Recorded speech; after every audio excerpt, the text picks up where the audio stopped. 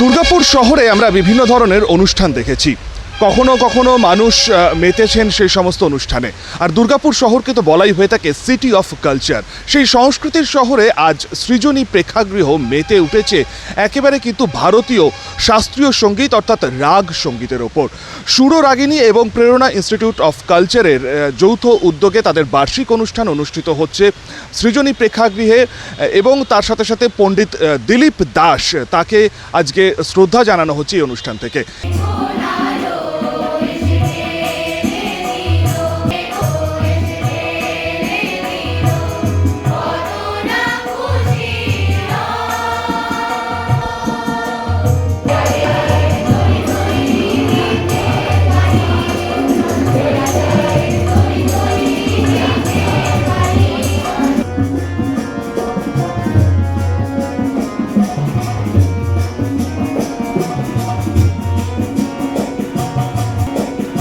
এবং আমরা কথা বলে নেব, আমাদের সঙ্গে এই মুহূর্তে রয়েছেন আন্তর্জাতিক খ্যাতিসম্পন্ন তবলা শিল্পী সৌমিত্রজিৎ চ্যাটার্জি মহাশয়। সৌমিত্রজিৎ দা, আপনাকে প্রথমেই আমরা 99 নিউজ বাংলায় আবারও স্বাগত জানাই। আজকে এই যে অনুষ্ঠান, দুর্গাপুর শহর বিভিন্ন ধরনের অনুষ্ঠান দেখতে অভ্যস্ত। আজকে যে অনুষ্ঠান সেটা একদম অন্য স্বাদের একটি অনুষ্ঠান, শাস্ত্রীয় সঙ্গীতের ওপর। একটা বিষয় আমার খুব জানতে ইচ্ছে হচ্ছে, শাস্ত্রীয় সঙ্গীত বা কালচারাল মিউজিক, মানে ক্লাসিক্যাল মিউজিক, এটার তো একটা ধরো সীমিত দর্শক রয়েছে। সবাই তো এই ক্লাসিক্যাল সঙ্গীত মানে বোঝে না বা দেখতে আসে না। এখন যেটা বর্তমান সময়ে দাঁড়িয়ে দেখা যাচ্ছে যে প্রচুর পরিমাণে ইউটিউব, ফেসবুক, অনলাইন ডিজিটাল প্ল্যাটফর্মের জামানা। সেখানে দাঁড়িয়ে ক্লাসিক্যাল মিউজিকে তো এমনিতেই দর্শক কম ছিল, সেটা কি এই অনলাইন প্ল্যাটফর্মের দরুন কি আরও কমে গেছে? কি বলবে? আমার মনে হয় না ক্লাসিক্যাল দর্শকের অডিয়েন্সটা কমে গেছে। আসলে ব্যাপারটার নামই হচ্ছে classical, and is for only for the special people who like and who understand in classical music. So common people এর ভিড়টা এখানে অবভিয়াসলি থাকে না, বিকজ এটা একটু আনকমন রাগ সঙ্গীত মূলত। তো এর একটা অডিয়েন্স বরাবর আছে। দুর্গাপুর তো এর জন্য এক ভীষণ সমৃদ্ধ, ভীষণভাবে। তো সেই কথাটা মাথায় রেখেই আমি প্রত্যেকবার ক্লাসিক্যালটাই, অনেক ধরনের সঙ্গীত দুর্গাপুরে প্রতিনিয়ত হচ্ছে, প্রতি সপ্তাহে 2-3টে করে। আমি ক্লাসিক্যাল মিউজিশিয়ান হিসেবে আমি সবসময় চাইব যে ক্লাসিক্যাল মিউজিশিয়ানরা আসুন, এবং ক্লাসিক্যাল একটা বোদ্ধা অডিয়েন্স দুর্গাপুরে অলরেডি তৈরি হয়ে গেছে।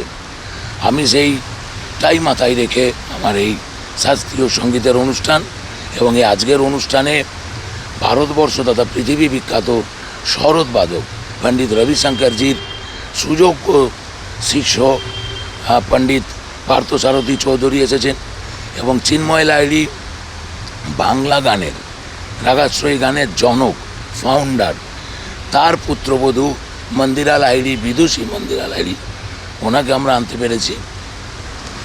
শুরুটা অবভিয়াসলি আমাদের স্কুলের স্টুডেন্টদের দিয়ে হচ্ছে, এবং এই মুহূর্তে আমাদের ফুল হাউস হলে প্রায় ভর্তি হয়ে গেছে। আর পরের দিকে মনে হয় আর যেটুকু আছে সবটাই ভর্তি হয়ে যাবে। তাই দুর্গাপুরে একটা শাস্ত্রীয় সঙ্গীত বলবো না, সব ধরনের সঙ্গীতের একটা অডিয়েন্স অলরেডি দুর্গাপুরে আছে। এজন্য এটা আমাদের এই শহরের, কি বলবো, এই শহর এই জন্যই আমার ভালো লাগে। আমি ভালোবাসি এই শহরের, আমি ভূমিপুত্র। সেই হিসেবে আমি প্রত্যেকবার ক্লাসিক্যাল মিউজিশিয়ান হিসেবে ক্লাসিক্যাল মিউজিক অর্গানাইজ করে থাকি। আমি সৌমিত্রজিৎ দা, একটা জিনিস তোমার কাছ থেকে আরও একটু জানতে চাইবো। তুমি বললে দুর্গাপুর শহরে একেবারেই শাস্ত্রীয় সঙ্গীত শোনার একটা মানুষ রয়েছে, সেই জায়গাটা তোমরা তৈরি করতে ফেলেছো। তুমি যেমন দুর্গাপুর শহরে অনুষ্ঠান করো, এ রাজ্যের বিভিন্ন জায়গায় অনুষ্ঠান করো, তুমি ডোভারল্যান্ড মিউজিক কনফারেন্সেও তুমি অনুষ্ঠান করেছো। তার পাশাপাশি দেশের বিভিন্ন জায়গার পাশাপাশি বা তুমি রাজ্যের বিভিন্ন জায়গার পাশাপাশি তুমি তো প্রচুরবার বিদেশের মাটিতে অনুষ্ঠান করেছো। এখানকার শ্রোতা এবং বিদেশের মাটিতে সেখানকার শ্রোতা, ইন্ডিয়ান এই ক্লাসিক্যাল মিউজিক, তাদের ঠিক মানে চাহিদাটা কেমন? তারা সেইখানকার শ্রোতাদের নিয়ে কি বলবে?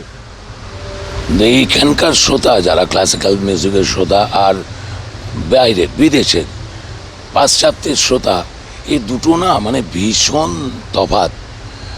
মানে পাশ্চাত্যের শ্রোতারা এত ডিসিপ্লিন, মানে আমি যদি 8টার সময় আমাদের প্রোগ্রাম সময় টাইম দেওয়া থাকে, 8টা বাজতে 5 হলটা ফাঁকা। যেই আমরা অডিয়েন্স মানে আমরা স্টেজে এলাম, 8টা 5 কি স্টেজ খুলে গেল, দেখলাম হলটা ভর্তি, কারণ তারা কেউ ঢোকে না। এবং যে কটা অডিয়েন্স আসে সেই প্রত্যেকটা মানুষ একদম টোটাল কনসেন্ট্রেট করে মিউজিকে। তারা পাশে কে বসে আছে সেটাও ফিরে দেখে না, কথা বলা তো দূরের কথা। এবং ওরা সবসময় অনেকগুলো আইটেম একসাথে শুনতে অভ্যস্ত নয়, ওরা একজনকেই শোনে একটা আইটেম, সেটাই 2-3 ঘন্টা ধরে ওরা ভীষণভাবে শোনে। এবং কিছু কিছু অডিয়েন্স আছে যাদেরকে চেয়ার দিলেও তারা ইন্ডিয়ান এই কালচারটা জানে, অ্যান্ড তারা চেয়ার থেকে নেমে এসে they like to sit and listen on the ground, মাটিতে বসে যায়। এবং তারা এত আপ্লুত ইন্ডিয়ান মিউজিক শুনে যে তারা কাউকে দেখেছি মানে কানতে দেখেছি।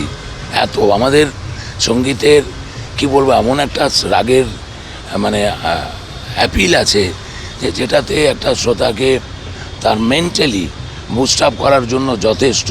সেই অডিয়েন্সটা অলরেডি পাশ্চাত্য দেশে তৈরি হয়ে গেছে এবং তারা ভীষণ ডিসিপ্লিন। আমাদের দেশে ডিসিপ্লিন নেই একবারও বলছি না, কিন্তু আমাদের অ্যাম্বিয়েন্সটাই এমন থাকে, একটু নয়েজি, একটু কথা বলা, একটু আসা যাওয়া, একটু ওইটা থেকে যায়। মানে সেই ডিসিপ্লিনটা এখনও পুরোটা তৈরি হয়নি, তবে কোথাও কোথাও অবভিয়াসলি ভীষণ ডিসিপ্লিন অডিয়েন্স পাই, এটা ওটা ঘটনা।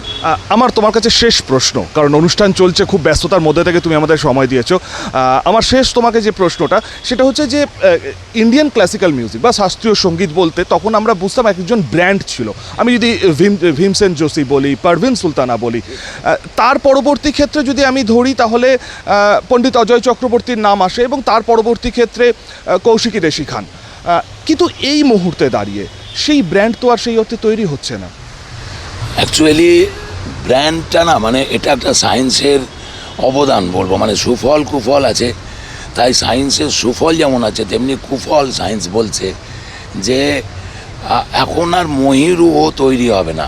বটবৃক্ষ যা ছায়ার তলায় বসে হাজারো মানুষ, যেমন একটু আগেই নাম ভীমসেন যোশী, পণ্ডিত রবিশঙ্কর, আলী আকবর খাঁ সাহেব, সদ্য চলে গেলেন উস্তাদ জাকির হোসেন। এরকম ময়ূরও আর তৈরি হবে না, কিন্তু অনেকের মধ্যে তার কিছু কিছু ঝলক দেখা দেবে। তাই এই ঝলক নিয়েই আমাদের সন্তুষ্ট থাকতে হবে। হয়তোবা আগের মতো আমাদের কনসেন্ট্রেশন পাওয়ার কমে যাচ্ছে, আমাদের মোবাইল, আমাদের বিনোদন জগৎ, আরও নানান দিকে আমরা এত বেশি স্ক্যাটার্ড হয়ে যাচ্ছি। হয়তোবা সেই কনসেন্ট্রেশন, সেই প্র্যাকটিস, সেই রকম ডেডিকেশন দিয়ে করবার লোক সংখ্যায় অনেক কমে যাচ্ছে, নেই বলবো না। এই জন্য খুব খারাপ লাগছে যে আমাদের এখন ময়ূরও, এটা বিজ্ঞানের কুফল বলতেই হবে যে ময়ূরও আর তৈরি হবে না। এখন সবার মধ্যে অনেক খের ঝলক দেখা দেবে।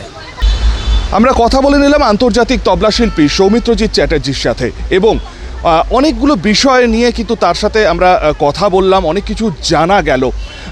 বিদেশের শ্রোতার সাথে এ দেশের শ্রোতাদের কি পার্থক্য, কেনই বা ব্র্যান্ড তৈরি হচ্ছে না, সমস্ত কিছুই কিন্তু তুলে ধরলেন আমাদের সামনে। তবে আজকে এই শনিবারের সন্ধেটা দুর্গাপুরের মানুষ মেতে উঠেছে একেবারে শাস্ত্রীয় সঙ্গীতের আসরে। সুব্রতের রিপোর্ট, 99 নিউজ বাংলা, দুর্গাপুর।